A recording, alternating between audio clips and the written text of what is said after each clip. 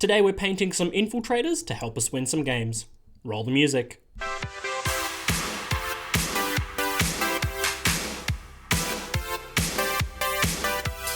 Hello and welcome to yet another Scuffed Hammer video. My name is Hammer and today I'll be painting infiltrators.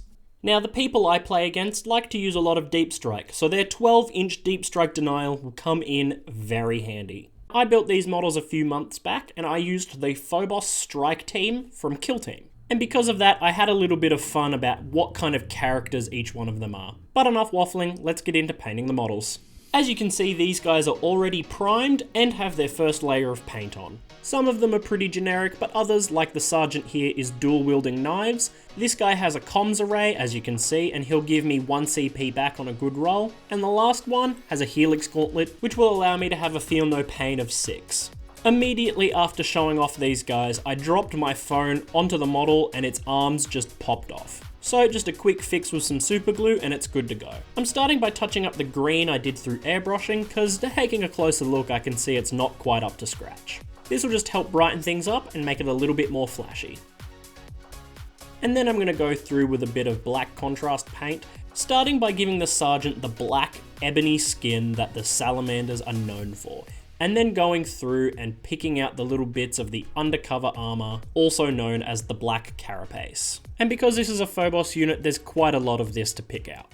Then, just to create a bit of contrast, I'm trying for the first time by adding a bit of dark skin contrast paint onto the Salamander's skin.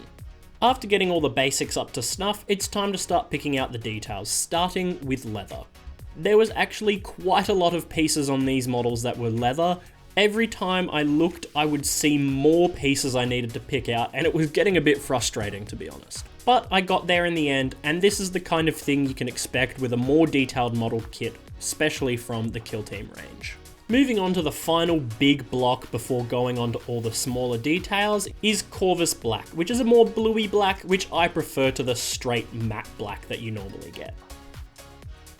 Now's time for the smaller details. Starting with the eye lenses, it's yellow. You'll find that in most artworks depicting salamanders, they have bright yellow lenses, and I've decided to stay on theme. And for the Sergeant, it's bright red glowing eyes as depicted in the lore, which I'm so thankful for because I can't paint that small.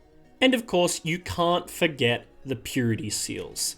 I like to use purple because it matches with the green better and it doesn't contrast with any red I use for flames. Now, this next part is an experiment. I decided to try and do those old green glowing computers you see from I don't know, the 70s or 80s, because they're also really reminiscent of radar, which is kind of what these machines are being used for. And I will say it turned out perfectly, and I will be doing this for every computer screen with my Warhammer models moving forward. By painting some dried blood and these vials to look like little glass jars, all the little extra details for the Helix Gauntlet are done, and I can move on to painting all of the silver. While that's going on, I'll tell you why I love these guys on the tabletop a bunch. I almost exclusively use the Forge Father's detachment with the assault and the extra strength when within 12 inches. So my strategy is pretty much just send all my troops up mid, which 7 out of 10 times works perfectly until my enemy has deep strike and they take my home advantage. And that's where these guys come in. They have a 12-inch deep strike denial, which means I can leave them and my intercessors to sticky my objective, and it works roughly 8 out of 10 times. And that's not a lie, I have an 80% win rate out of all of the games I have played. Moving on from that aside, I'm just painting all of the gun cases the same light purple color that I do for the rest of my army. And then because this is the Scout Company, they're Phobos, so I'm just assuming they're Scout Company, I'm painting the shoulders white to represent that. Now, let me just say, this is the best white paint I have ever used. This felt like liquid magic. It just went on so smooth and so evenly, and I didn't have to go over it once. After the white, it's time to paint yet another painful color, and that is gold. I've yet to find a one-stop-fits-all paint for the gold like I have with that white, but if you paint the area you want to paint gold with a light brown first and then put gold over the top of it, it looks much better, much quicker. Which is good because it saves a bunch of time, which I am all for. The more little hacks you find, the more painting you'll do, the less frustrated you'll get, and the more likely you are to sit down and paint your next model. And as we all know, a painted model is better than a non-painted model. Whether it's good or not, all that matters is that it's painted. And an easy secret for success is a wash like Nuln Oil, or right here Agrax Earthshade, which just dirties up parts of the model and pulls in the recesses, which just does a lot of the heavy lifting for you without having to do too much effort. I find it works best on metallics and paper just because it brings out that grunginess of what it should look like in real life. And then onto the armor. Some Mantis Warrior Green combined with the Warpstorm Glow just really pops in a way that I love and I haven't been able to replicate in any other way.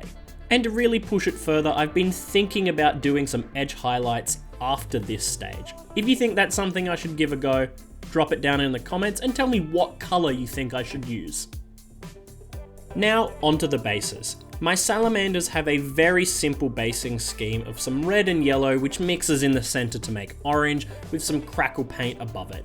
It makes it look a bit like lava and it's super simple and easy, and it's just another barrier I've cut out of the way to actually sit down and paint my models. However, in my spare time, I've been doing a bit of practice modeling and I've really been enjoying painting and doing special bases. So for any models I do in the future that aren't salamanders, expect me to go out there a little bit more and push my limit as I find out how much I really enjoy basing. And with that, it's time for a final reveal.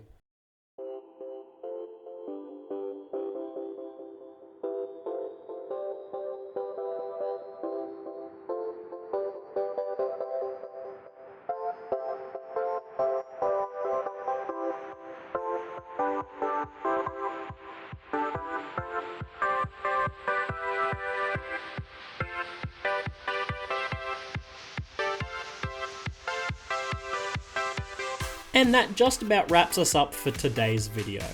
It's a bit of a shorter one for today, but that's kind of just what happens when you end up using models that you've done most of the legwork for before I even start filming it. I've been using these guys kind of half painted in my games for a while, and I'm super excited to have them defend my backline, continue to not get shot at all, and look amazing while doing it. As always, remember to like, subscribe, and leave a comment. It really helps with the algorithm, and we've been growing a bunch lately. So whatever you can do to help, I really, truly appreciate it. And don't forget to join our Discord where we're trying to build an awesome community for people of all skill levels. That's it for this video. It's been a blast. My name's Hammer, and I'll see you next time.